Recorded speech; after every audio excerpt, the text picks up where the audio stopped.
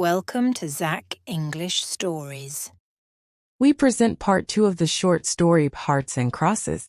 One day, a man named Bartholomew, not an important man, stopped at the Napolito Ranch house.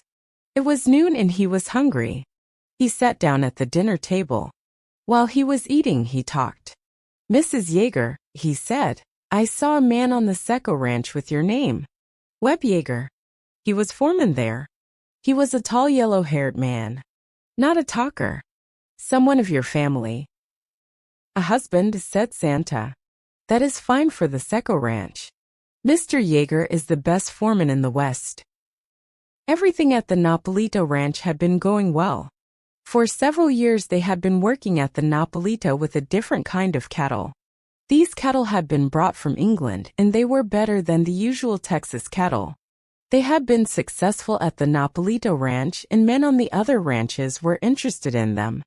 As a result, one day a cowboy arrived at the Napolito Ranch and gave the Queen this letter. "Mrs. Yeager, the Napolito Ranch. I have been told by the owners of the Seco Ranch to buy 100 of your English cattle. If you can sell these to the Seco, send them to us in the care of the man who brings this letter. We will then send you the money. Webb Yeager, foreman, Seco Ranch." Business is business to a queen as it is to others. That night the 100 cattle were moved near the ranch house, ready for an early start the next morning. When night came and the house was quiet, did Santa Yeager cry alone? Did she hold that letter near to her heart? Did she speak the name that she had been too proud to speak for many weeks? Or did she place the letter with other business letters in her office? Ask if you will, but there is no answer. What a queen does is something we cannot always know. But this you shall be told. In the middle of the night, Santa went quietly out of the ranch house. She was dressed in something dark. She stopped for a moment under a tree. There was moonlight and a bird was singing and there was a smell of flowers. Santa turned her face toward the southeast and threw 3 kisses in that direction, for there was no one to see her. Then she hurried quietly to a small building. What she did there we can only guess. But there was the red light of a fire and noise as if Cupid might be making his arrows. Later she came out with some strange iron tool in one hand. In the other hand she carried something that held a small fire. She hurried in the moonlight to the place where the English cattle had been gathered. Most of the English cattle were a dark red. But among those 100 there was one as white as milk. And now Santa caught that white animal as cowboys catch cattle. She tried once and failed.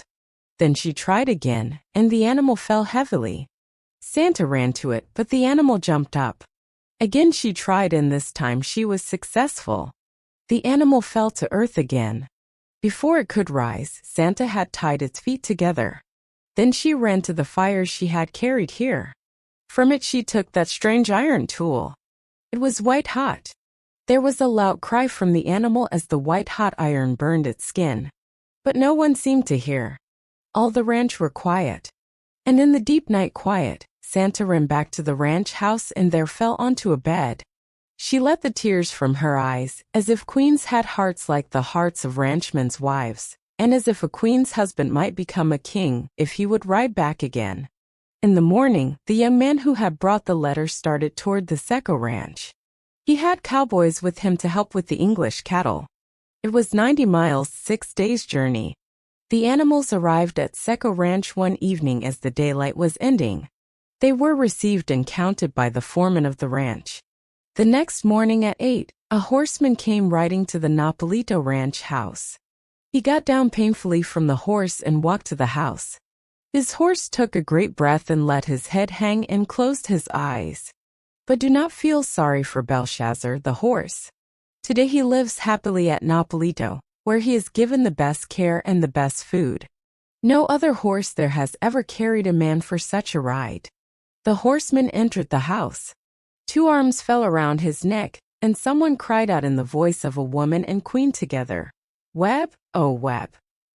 "I was wrong," said Webb Yeager. "I was and he named a small animal with a bad smell, an animal no one likes." "Quiet," said Santa. "Did you see it?" "I saw it," said Webb. "What were they speaking of?"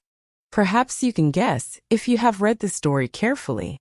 Be the cattle queen, said Webb. Forget what I did if you can. I was as wrong as. Quiet, said Santa again, putting her fingers upon his mouth. There's no queen here. Do you know who I am? I am Santa Jaeger, First Lady of the bedroom. Come here. She led him into a room. There stood a low baby's bed. And in the bed was a baby, a beautiful, laughing baby, talking in words that no one could understand. There is no queen on this ranch, said Santa again. Look at the king. He has eyes like yours, Webb. Get down on your knees and look at the king. There was a sound of steps outside and Bud Turner was there at the door. He was asking the same question he had asked almost a year ago. Good morning. Shall I drive those cattle to Barber's or? He saw Webb and stopped, with his mouth open. Ba ba ba ba ba ba, cried the king, waving his arms. You hear what he says, Bud, said Webb Yeager. We do what the king commands. And that is all except for one thing. When old man Quinn, owner of the Seco Ranch, went to look at his new English cattle, he asked his new foreman, what is the Napolito Ranch's mark? X over Y, said Wilson. I thought so, said Quinn. But look at that white animal there. She has another mark, a heart with a cross inside. Whose mark is that?